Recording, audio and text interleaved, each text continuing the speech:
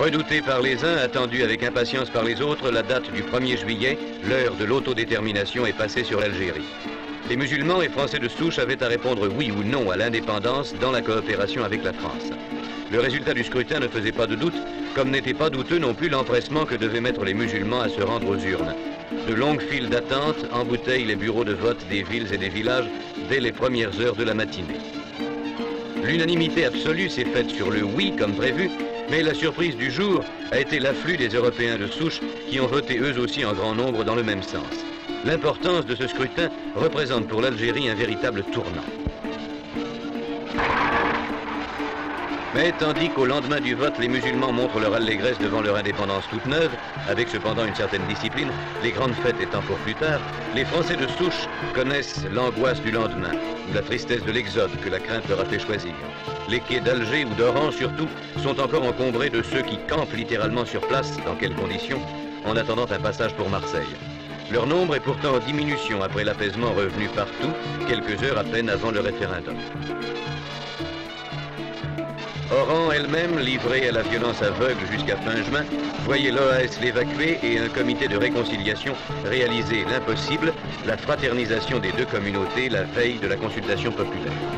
Cette réconciliation n'était donc pas impossible, mais seulement inattendue, elle aussi, après les récents événements.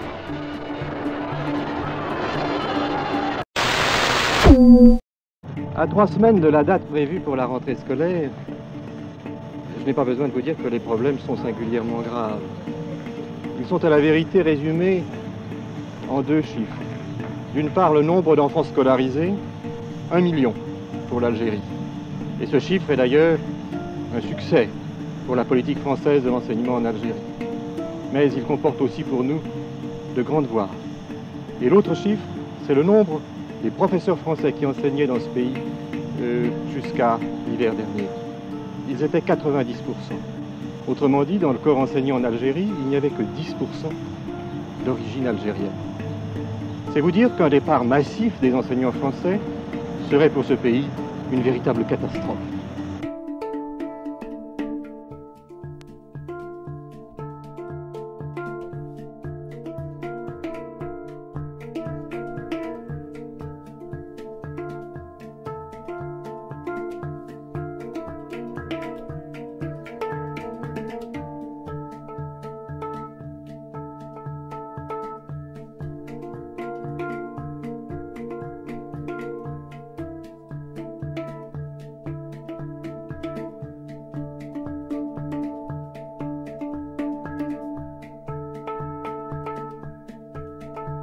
Je suis algérien, fils d'Algérien, petit-fils de Pied Noir.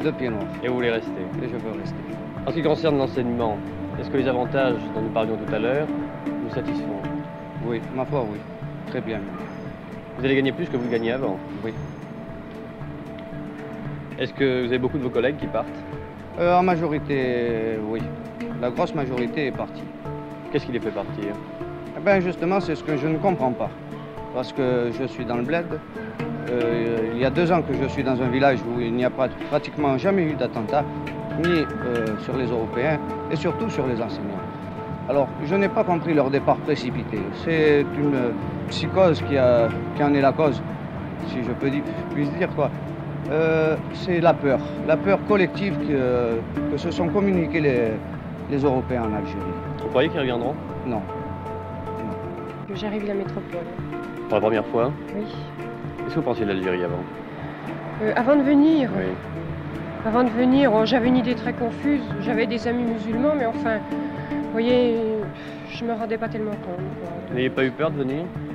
Oh non, pas du tout. Parce qu'on en raconte en France sur l'Algérie. Oui, on en raconte, mais maintenant tout est fini. Enfin, on recommence à zéro. Qu'est-ce que vous pensez des avantages? Ils m'ont l'air assez confortables. Enfin, on nous a... C'est ce qui vous a séduit?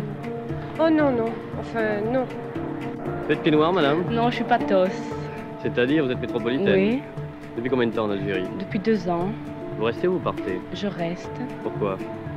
Parce que je pense qu'il y a un tas de choses à faire en Algérie, dans un nouvel État, et que je n'ai jamais eu à me plaindre de quoi que ce soit ici. Vous restez Uniquement parce que vous aimez l'Algérie, parce que vous voulez jouer le jeu, ou bien parce que vous voulez voir un petit Parce peu? que j'aime l'Algérie et j'aime le peuple algérien également. Qu'est-ce que vous pensez des avantages qu'on vous accorde? Ah, pour moi, ça n'a pas d'importance. Je ne les ai même pas discutés.